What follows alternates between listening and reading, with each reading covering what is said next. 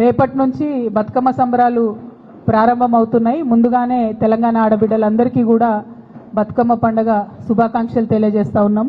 మరి at the same time వచ్చినటువంటి ఆహ్వానాలన్నింటినీ కూడా పరిశీలన చేసి దాని ప్రకారం ఒక షెడ్యూల్ తయారు చేసుకోవడం జరిగింది. ఆ షెడ్యూల్ కూడా నిన్న మీ అందరికి కూడా రిలీజ్ చేయడం జరిగింది. అందులో భాగంగా మొదటి రోజు చింతమడకకి వెళ్తా ఉన్నాము. మరి అట్లానే తర్వాత కార్యక్రమాలన్నింటినీ కూడా మీకు చెప్పడం జరిగింది. అట్లానే ఎప్పుడు చేసినట్టే తెలంగాణ జాగృతి నుండి కూడా ఈసారి ఒక పాట కూడా మళ్ళీ చేస్తూ ఉన్నాము. దాన్ని మాటల తిరుపతి గారు సోదరుడు తను రాసిండ్రు, మంగ్లీ పాడుతున్నది. సో ఈరోజు ఈవినింగో రేపు మార్నింగో అది కూడా రిలీజ్ అవుతుంది. సో అట్లా ఎప్పుడు చేసినట్టు బతుకమ్మ సంబరాలు ఎక్కడ తగ్గకుండా చేయాలని అనుకున్నాం. పోయినసారి మీకు తెలుసు రాజకీయంగా క్లిష్ట పరిస్థితులలో పోయినసారి హాజరు కాలేనటువంటి పరిస్థితి ఉండే. ఈసారి అన్ని చోట్ల బతుకమ్మ చేసుకోగలగడం అన్నది చాలా సంతోషాన్ని ఇచ్చే విషయం. అయితే ఈ సందర్భంగా ముఖ్యమంత్రి గారిని నేను మళ్ళీ డిమాండ్ చేస్తున్నా, బతుకమ్మకు చీరలు ఇచ్చినారు ఇదివరకు, మీరు ఒకటి కాదు నేను 2 ఇస్తా అని చెప్పారు. 2 లేవు, 1 లేదు, ఎక్కడా లేదు. కాబట్టి బతుకమ్మకు మా ఆడబిడ్డలందరికీ చీరలు ఇవ్వాలని చెప్పి డిమాండ్ చేస్తూ ఉన్నాను.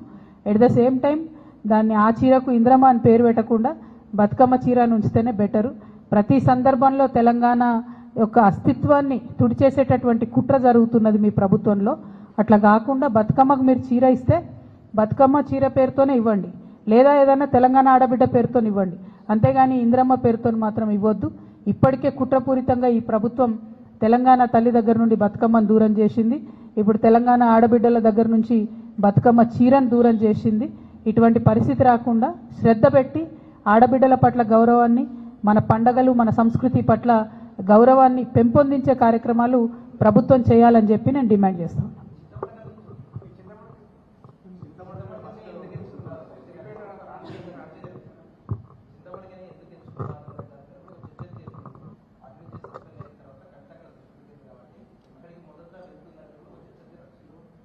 అంటే ఇప్పుడు ఆహ్వానాలు చాలా వచ్చినాయి బ్రదర్.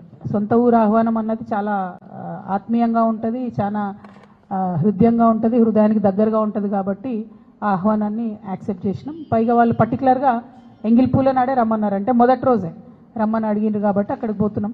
ప్రత్యేకంగా రాజకీయపరమైనటువంటి ఇంపార్టెన్స్ మీరు ఎట్లా నేను వద్దన్న ఆపాదిస్తారు అని అట్లా నాకు తెలిసిన విషయమే. కాకపోతే నేను మాత్రం మా ఊరికి పోతున్నా. ఇవాళ సూరత్ నుంచి ఒక చీర తీసుకొస్తారు, అయ్యేది 60 రూపాయలు, చెప్పేది రేటేమో 300 రూపాయలు. దాన్ని 300 సార్లు చెప్తున్నారు. ఇవాళ కాంగ్రెస్ ప్రభుత్వము వడ్డీ లేని రుణాలు ఇస్తుంది, ఇన్సూరెన్స్లు పెట్టినాం, లోన్ బీమా పెట్టినాం. మహిళలు బయటికి ఏదన్నా ఇక్కడ కూర్చుంటారు, ఇంటికా నుంచి ఎవరో ఆతృత ఉందని ఫోన్ చేస్తారు, మీ చేతిలో చిల్లి గవ్వలేదు, అరే బస్సు ఎక్కిపోయి అక్కడ దిగుతుందని ఆలోచించి మేము బస్సు ప్రయాణం పెడితే దాన్ని తిడతారు. ఇవాళ మహిళలకు ఏ స్కీమ్ చేసిన ఇళ్లలో కరెంటు 200 యూనిట్ల ఫ్రీ వస్తుంది, సన్న బియ్యం ఇస్తున్నాం, ఈ గ్యాస్ 1200 1300 ఉంటే 500కే ఇస్తున్నాం. వాళ్ళు ఏడాదికి ఒక చీర, మీకు మనం బతుకమ్మప్పుడు ఏం కట్టుకుంటాం, మనకు నచ్చినవి కట్టుకుంటాం, వాళ్ళకు నచ్చింది వాళ్లకు కమిషన్ ఇచ్చేది తీసుకొచ్చి ఇవాళ మేము చీరలు ఇచ్చినాం అని చెప్తారు. మరి వాళ్ళ బిడ్డలు కట్టరా, వాళ్ళ భార్యలు కట్టరా, వాళ్ళ కుటుంబాలు కట్టరా? 100 సార్లు చెప్తున్నారు 60-70 రూపాయల చీరలు తీసుకొచ్చి. కాబట్టి ఆర్థికంగా మీరు నిలబడాలని కోరుకునేది మన ప్రభుత్వం, మహిళలు మహారాణులు కావాలని కోరుకునేది మన ప్రభుత్వం. ప్రతి మహిళా సంఘంలో ఉండాలి.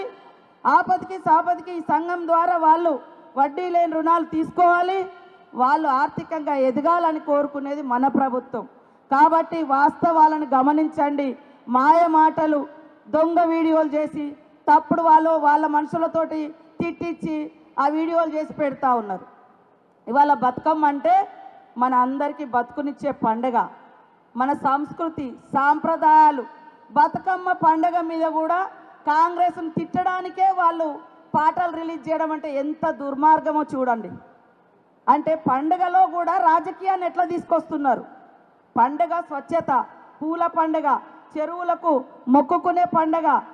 మరి ఆడవాళ్ళు అమ్మగారింటికి వచ్చినాక సంతోషంగా పండుగలో కూడా రాజకీయాలు చెప్పించి రాజకీయ చిట్లను తీసుకొచ్చి బతుకమ్మ ఆడమని అంటున్నారు. ఇవాళ అందరూ సంతోషంగా ఉంటే వాళ్ళకు నచ్చుతలేదు, ఎందుకంటే వాళ్ళ పదవులు పోయినాయి.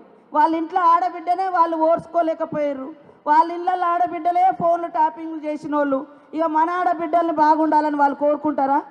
కోరుకోరు. ఎప్పుడైనా ఇందిరమ్మ పాలనే మనందరికీ మరి ఆదర్శవంతమైన పాలన, ఆదుకునే పాలన, కోటి మంది మహిళల్ని కోటీశ్వర్లను చేయాలని కంకణం కట్టుకొని ఈ ప్రభుత్వం నడుస్తుంది. అందరూ దీవించండి, అందరూ తోడుగా ఉండండి. మీ సమస్యల పరిష్కారం కోసం నిరంతరం మహిళా సంక్షేమ శాఖ ద్వారా నేను కూడా మీకు తోడుగా ఉండి మరి పెద్దలు గౌరవనీయులు మన బట్టి విక్రమార్క అన్నగారితో సీఎం గారితో మీ సమస్యలు ఏమున్నా కూడా మాట్లాడి పరిష్కరించే బాధ్యత నాది, మాది, స్టేజ్ మీద ఉన్నటువంటి పెద్దలదని కూడా తెలియజేస్తూ మీ అందరికీ నమస్కారాలు, ధన్యవాదాలు, బతుకమ్మ శుభాకాంక్షలు, దసరా శుభాకాంక్షలను తెలియజేస్తూ సెలవు తీసుకుంటా ఉన్నాను. జై ఇందిర మహిళా శక్తి, జై ఇందిర మహిళా శక్తి.